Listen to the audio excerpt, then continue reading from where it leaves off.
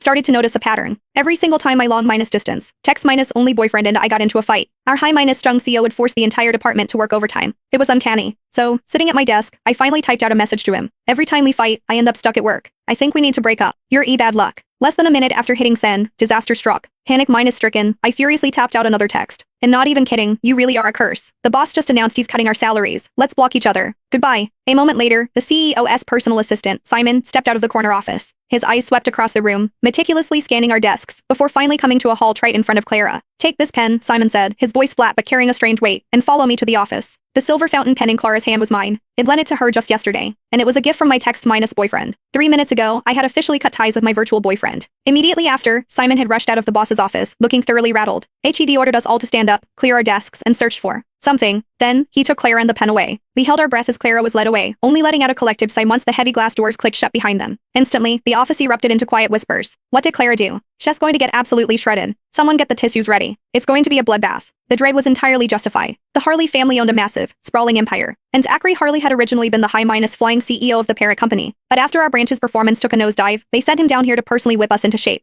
Tall, impossibly handsome, highly educated, and possessing the kind of tailored physique that belonged on a runway that was our first impression of him. For about 20-4 hours, Zachary was the collective fantasy of every woman in the office. But by day 2, he shattered those illusions with a brutal iron fist. No being late, no office romances, no personal phone used during work hours. And the absolute kicker, our annual revenue target was arbitrarily doubled to $1 billion.